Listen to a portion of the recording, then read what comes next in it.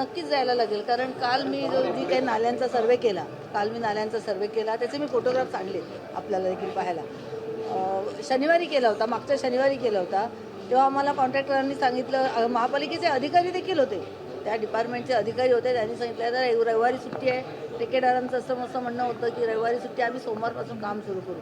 आज शुक्रवार आहे, अजून केलं नाही. आणि आता हे आजही तुम्ही माझी आपणाला विनंती आहे, आपण सगळ्यांनी, आणि तिथे नगरसेवक कोण आमचे शिवसेनेचे उद्धव ठाकरे गटाचे अनिल कदम आहे. म्हणजे मी असंही नाही की दुसऱ्याच्या वॉर्डमध्ये केलं. स्थायी समिती सदस्य म्हणून आम्ही अध्यक्षांबरोबर नेहमीच व्हिजिटला जातो, महापौर पण घेतात व्हिजिट. पण याचा अर्थ की इथे हे नगरसेवक केवळ उद्धव ठाकरे गटाचे आहेत म्हणून काम करत नाही आहेत का? आणि इकडे आज आम्हाला जो रिपोर्ट दिला, हा बघा, 31 मे 2026 पूर्वी गाळ काढण्याचे उद्दिष्ट असलेल्या 80% प्रमाणाच्या संदर्भातील प्रगतीची टक्केवारी बघा, परिमंडळ 2 113.46.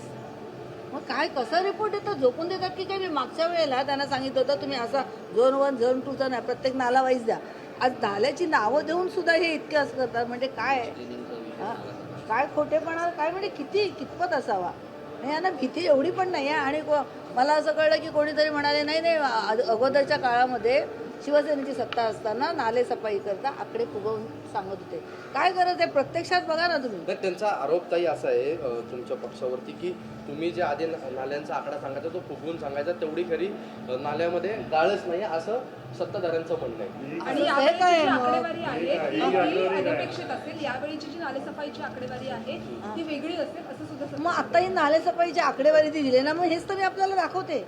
या नाल्याची माझ्याकडे लिस्ट आहे, ती आपण घ्या. फार लांब जाऊ नका, अगदी इथून निघालं तर फ्रीवेने जा, तिथे वडाळ्याला उतरा. खाली खारू क्रीक नाला आहे, JK केमिकल नाला आहे, कोरबा मिठागर नाला आहे, दीनबंधू आहे, कितीतरी नाले असे.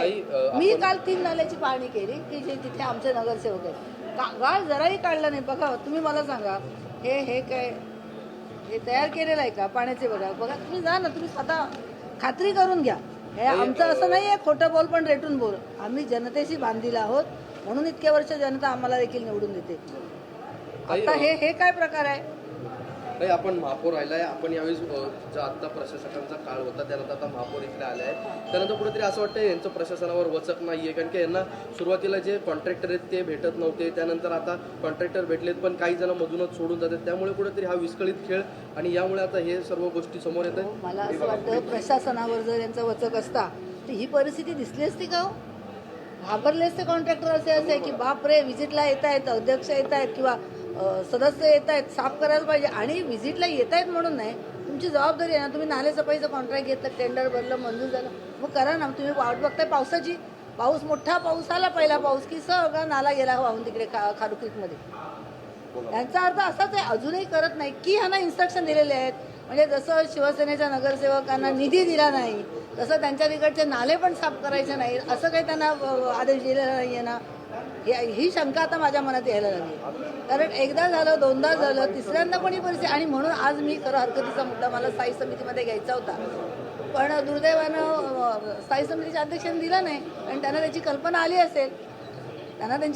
असेल, नाहीतर ते नेहमी बोलायला देतात. पण आज हरकतीचा मुद्दा दिला नाही, याचं कारण त्यांना हे कळलंय. ती चूक आहे ती त्यांना मान्य आहे, पण सांगणार कसे असं आहे ना. आणि चूक मान्य आहे ते समोर आहे. म्हणजे मी उगाचच टीका करायची किंवा याच्यात राजकारण तर अजिबात नाही, पण नाले सफाई व्हायला पाहिजे. आणि तुम्हीच खरं तर सगळी मंडळी, म्हणजे पत्रकार बंधू आणि माझ्या मैत्रिणी, जरा पाऊस पडला, हिंदमाताला पाणी भरलं की बोंबाबोंब. आता अंधेरीला काय झालंय? पाऊस किती MM पडला मला ते जरा सांगा बरं. पाऊस केवढा पडला? आणि अंधेरी तो हे सबवे फुल भरला. मग आता तुम्ही काही बोलत नाही. आणि हिंदमाताला ते पाणी जे भरत होतं ते भरू नये म्हणून माननीय आमचे युवा सेनेचे नेते, माजी मंत्री आदित्य साहेबांची संकल्पना होती, तेव्हा किती टीका केली हो.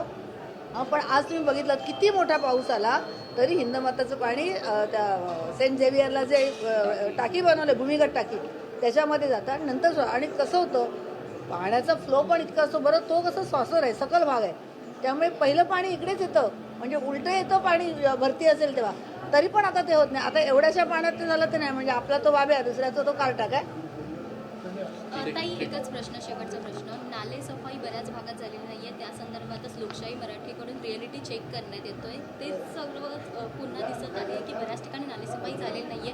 डेडलाईन जी आहे ती उलटून गेल्यानंतर देखील झालेली नाहीये नालेसफाई. या देखील वेळेला मुंबईची तुंबई होणार का, असा प्रश्न पडलेला आहे. होईलच, पण ते का करत नाहीत हा प्रश्न तुम्ही का नाही विचारत? मला एक कळत नाही, तुम्ही का विचारत नाही? तुम्हाला तर स्वातंत्र्य आहे, तुम्ही आमच्यासारखे काही इलेक्टेड मेंबर नाही आहेत, नगरसेवक नाही आहेत, कुणी काही केलं पक्षाचे नाही आहेत, कोणीतरी केलं तर वरून काहीतरी दबाव येईल, कुठेतरी अडकवतील, असं तर नाही आहे ना तुम्हाला. मग तुम्ही का नाही खरा रिपोर्ट जनतेसमोर देत, मुंबईकरांसमोर देत? आम्ही तेच करत आहोत रिअलिटी चेकच्या माध्यमातून. मग रिअलिटी करायची. बघा आता ज्या ठेकेदारांना मिळाली ना कॉन्ट्रॅक्ट त्यांनी साफ करा ना. आमचं काय पाहिजे? आम्ही सत्ताधाऱ्यांवरती मी आरोप केलेत का नाही केलेत? ताई आपण त्यांचं लक्ष दे. जसं आम्हाला म्हणतात ना की यांनी असं केलं आणि तसं, मग आता ही सुरुवात आहे, त्यांच्या काळात तरी करून घ्या. मग आम्ही मान्य करतो, बाबा फार पारदर्शक कारभार आहे, सॅल्यूट करायला पाहिजे ना. पण हे उलटच आहे. ताई 2 दिवसांपूर्वी मुंबईत हलका पाऊस झाला, मात्र अंधेरीतला नाला आहे तो डुबो भरून वाहिलेला होता. काय सांगाल, जर असाच पाऊस जर पुणे मुंबईत कोसळला तर नालेसफाईच्या या मुद्द्यावरून मुंबईची तुंबई होईल? 101% मुंबईची तुंबई होती, मुंबईची तुंबई होईल. मात्र त्यावेळेला ते जे काही वास्तव असेल ते तुम्ही दाखवायला पाहिजे मुंबईकरांना. ते माझी अपेक्षा आहे, माझी काय म्हणजे आमची सगळ्यांची अपेक्षा आहे की आपण दाखवा. आता मी आहे, आमचे फडसे साहेब आहेत, अशरफबाई आहेत, आम्ही उगाच टीका करतोय का? विनाकारण नाही. हे जर खोटं असेल तर तुम्ही मला सांगा. माझ्यावर मान्य आयुक्तांनी किंवा कुणी कारवाई करावी, हे जर खोटं असेल तर.